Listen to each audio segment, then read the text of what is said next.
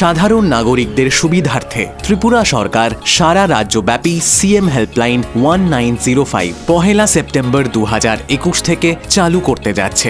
আপনার অভিযোগ জানানোর জন্য এখন আর কোনো অসুবিধার সম্মুখীন হতে হবে না। আপনার অভিযোগ দায়ের করুন নিমেষেই। এই হেল্পলাইনে কোনো অভিযোগ দায়ের করা হলে রাজ্য সরকার নির্দিষ্ট সময়ের মধ্যে সমাধানের জন্য উপযুক্ত পদক্ষেপ নেবে। সিএম হেল্পলাইন 1905 জনতার সাহায্যে জনতার পাশে।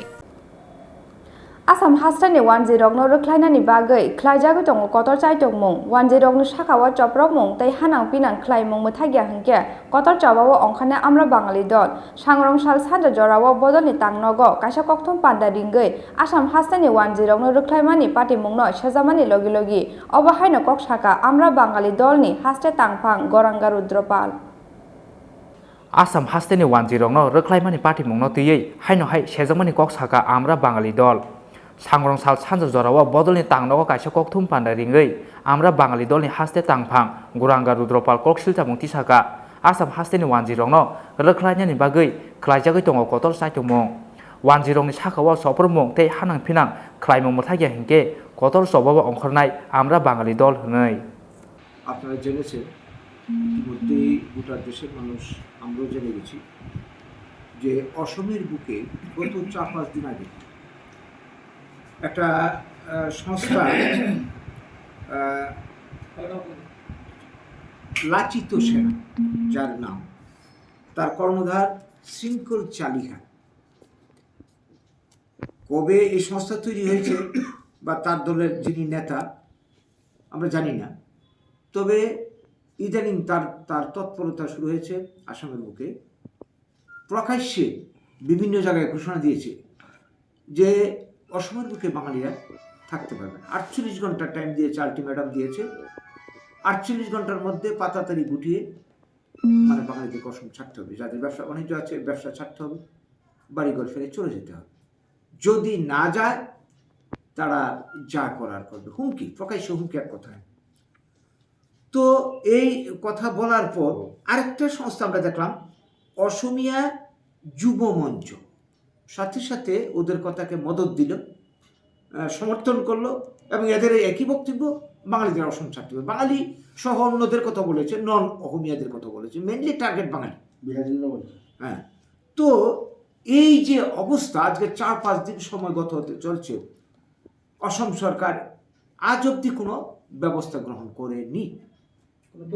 আমরা কোনো প্রতিক্রিয়া নেই। আমরা লক্ষ্য করলাম কি কিছুদিন আগে তালিবানদের সমর্থনে কিছু অসমিয়া যুবক সমর্থন করেছিল, তাদের বিরুদ্ধে তড়িৎ গতিতে ব্যবস্থা। অথচ বাঙালিদের বিরুদ্ধে এই যে ঘটনাটা হলো কোনো প্রতিক্রিয়া নেই। এই নিয়ে গোটা অসমের বাঙালিরা খুবই আতঙ্কগ্রস্ত। এখন আমরাও উদ্বিগ্ন। এই ঘটনা যদি চলতে থাকে তার আফটার এফেক্ট যেটা হতে পারে, দেখা যাবে যে মানে প্রকাশ্য আক্রমণ হবে, ঘরবাড়ি জ্বালিয়ে দেওয়া হবে, যেটা অতীতে হয়েছে, বা প্রাণের উপর আঘাত আসবে, এই ধরনের ঘটনা কিন্তু ঘটবে। তো এই যে ব্যাপারগুলি, তো এই ঘটনা অবশ্য অসমের বুকে নতুন নয়। সে 50-এর দশক থেকে অসমের বুকে, যেমন আমাদের ত্রিপুরাতেও বাঙালি খেতা আন্দোলন শুরু হয়েছিল, 80 সালে হয়েছে গণহত্যা। তারপরের ঘটনা আপনারা জানেন। অসমের বুকেও 50-এর দশক থেকে বঙ্গাল খেতা আন্দোলন নাম দিয়ে আন্দোলন চলছিল। অনেকবার আক্রমণ হয়েছে বাঙালিদের উপর, এবং 83 সালে সেখানেও বড় গণহত্যা হয়েছে, বাঙালি গণহত্যা হয়েছে নেলিতে, সেই খবর আপনারা জানেন। তারপরের ঘটনা আপনারা জানেন, একের পর এক। 2019 সালে যে কি বলবো এনআরসি প্রয়োগ করতে গিয়ে 20 লক্ষের মতো বাঙালিকে বিদেশি রাষ্ট্রহীন চিহ্নিত করা হয়েছে। তাদের ভবিষ্যৎ কি? এখানে অসমের বুকে একটা ডিটেনশন ক্যাম্প, পৃথিবীর সর্ববৃহৎ ডিটেনশন ক্যাম্প তৈরি করা হয়েছে, যেখানে 90,000-এর উপর মানুষ বাঙালিকে এখানে রাখবে বলে ওদের পরিকল্পনা। এই যে ঘটনাগুলি একটার পর একটা ঘটে চলেছে, তো এখন নতুন করে হচ্ছে এই সংস্থার আত্মপ্রকাশ। এবং শৃঙ্খল চালিহা নামক এই যে বাঙালি বিরোধী নেতা এই বক্তব্যটা রেখেছেন এবং তাকে সমর্থন যোগাচ্ছে আরও অন্য সংগঠনগুলি। এতে বাঙালির ভবিষ্যৎ নিয়ে আমরা শঙ্কিত।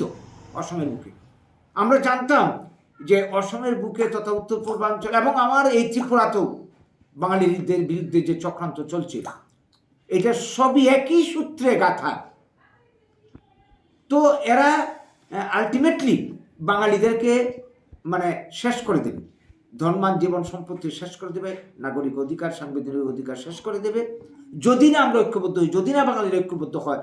কোনো গভর্নমেন্ট, কোনো সরকার, কোনো দল, অসমের বুকে বিজেপি ক্ষমতাসীন, কংগ্রেস, সিপিএম, আরও বিভিন্ন পার্টি আছে, কেউ তো কোনো প্রতিবাদ করেনি। আমরা বাঙালি দল প্রতিবাদ করেছি, আর দু একটা সংস্থা প্রতিবাদ করছে, আর কেউ করেনি। আমরা প্রতিবাদ করছি এই রাজ্যে, আর কেউ করেনি। কাজেই বাঙালির কে শত্রু কে মিত্র এটা এতদিনে পরিষ্কার প্রমাণ হয়ে গেছে। এই জায়গায় দাঁড়িয়ে আমরা এই যে হুমকি, এটাকে আমরা কোনোভাবে সহজভাবে মেনে নিতে পারি না। আমরা তীব্র ভাষায় তার প্রতিবাদ করছি এবং অসম সরকার সহ কেন্দ্রীয় সরকারের কাছে দাবি জানাচ্ছি, ত্রিপুরা সরকারের মাধ্যমে, ত্রিপুরাতেও বিজেপি সরকার, অসমে বিজেপি সরকার, কেন্দ্রে বিজেপি সরকার, তাদের মাধ্যমে আমাদের বার্তাটা, আপনাদের মাধ্যমে আমাদের বার্তাটা আজকে অসম সরকার, কেন্দ্রীয় সরকারের কাছে আমরা পৌঁছে দিতে চাইছি। এইভাবে নির্যাতন আমরা সইব না। আমরা অসমের মানুষকে নিয়ে, বাঙালিদেরকে নিয়ে, উত্তর পূর্বাঞ্চল, ত্রিপুরার, গোটা ভারতের বাঙালিদেরকে নিয়ে আমরা আন্দোলন শুরু করেছি আমাদের অস্তিত্ব অধিকার রক্ষার জন্য। এই আন্দোলনেরই অঙ্গ হচ্ছে আমাদের আজকের এই সাংবাদিক সম্মেলন। আমাদের বক্তব্য, আমাদের দাবি সংশ্লিষ্ট সবার কাছে, কর্তৃপক্ষের কাছে তুলে ধরতে চাইছি আপনাদের মাধ্যমে। এর জন্য আজকে আমাদের সাংবাদিক সম্মেলন। রাজখর আগুলিনি সিমে প্রণবনি ককথুম সিনি খরাং।